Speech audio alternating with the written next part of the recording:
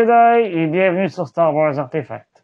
Mon nom est Dominique, alias Lord Doom, et aujourd'hui, nous ferons la revue du demi-buste de Darth Vader de l'entreprise Diamond Select.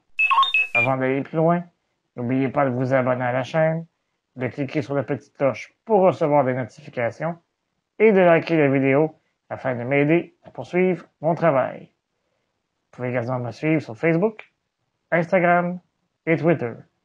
Tous les liens sont disponibles dans la description au bas de la vidéo. Le demi-buste de Vader fait partie de la série Legends in Three Dimensions de l'entreprise Diamond Select. Il a été mis en vente en 2020.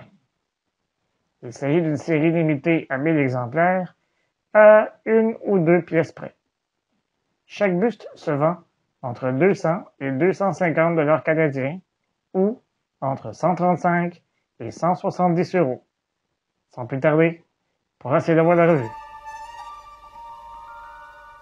Commençons tout d'abord par regarder la boîte d'un peu plus près. À l'avant, on y retrouve une photo du buste en question.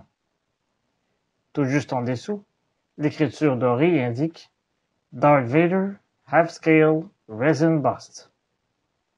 Dans le coin supérieur gauche, on retrouve le logo de Star Wars et dans le coin supérieur droit, on peut y lire qu'il s'agit d'une pièce de collection pour adultes et qu'il ne s'agit pas d'un jouet.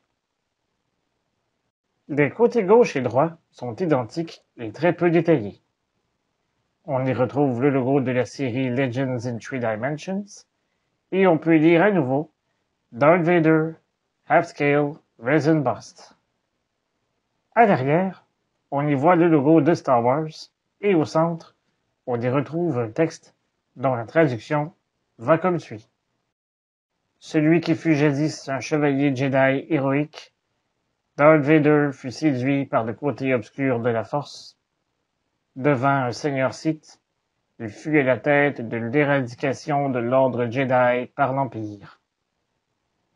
Il demeura au service de l'Empereur, le diabolique Darth Sidious, pour plusieurs dizaines d'années, obéissant aux ordres de son maître, dans le but d'écraser l'Alliance rebelle.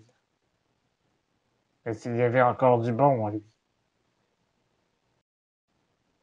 Comme il est indiqué sur la boîte, le buste est fait de résine. Il mesure 32 cm de haut, a une profondeur d'environ 13 cm, une largeur d'épaule d'un peu plus de 17 cm et, si on inclut la cape, une largeur totale de 24 cm. Son poids est de 3,2 kg.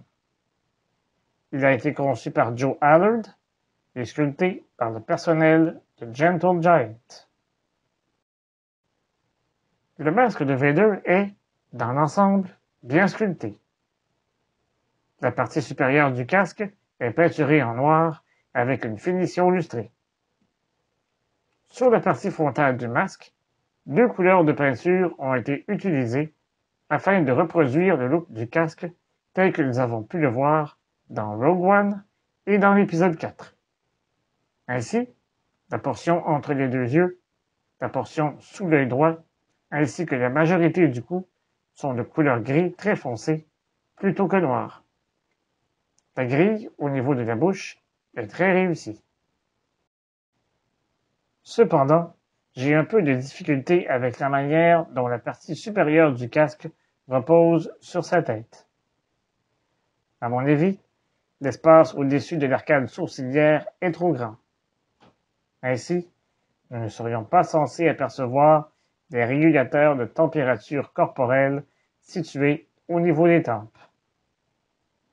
Si la partie supérieure du casque avait été amovible, la situation aurait été beaucoup plus acceptable.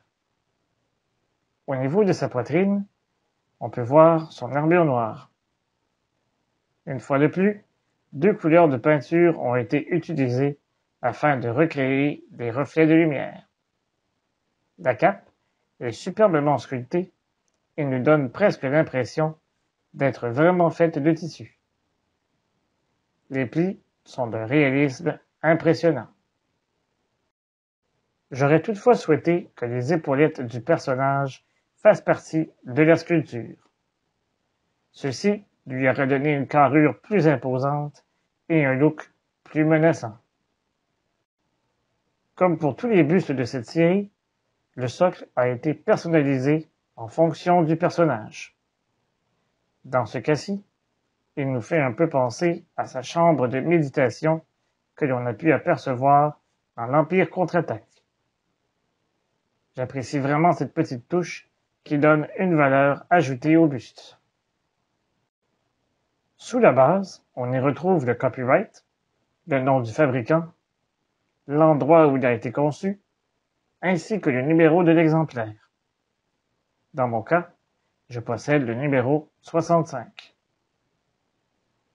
Chaque buste de cette série est accompagné d'un certificat d'authenticité. Sur le certificat, on y retrouve une fois de plus le numéro de l'exemplaire. Dans l'ensemble, je suis très satisfait de cette pièce de collection.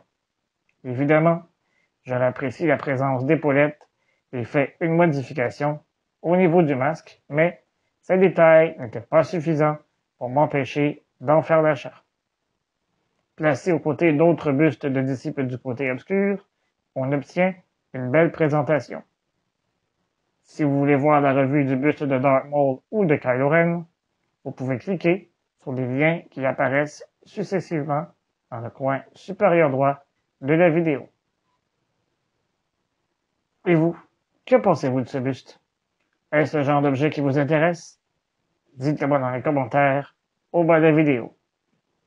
Si vous avez apprécié cette revue, n'hésitez pas à la partager sur vos réseaux sociaux. Je vous donne rendez-vous la semaine prochaine pour une autre revue. Et d'ici là, je vous dis à bientôt et que la force soit avec vous à tout jamais. Remember, the force will be with you, always.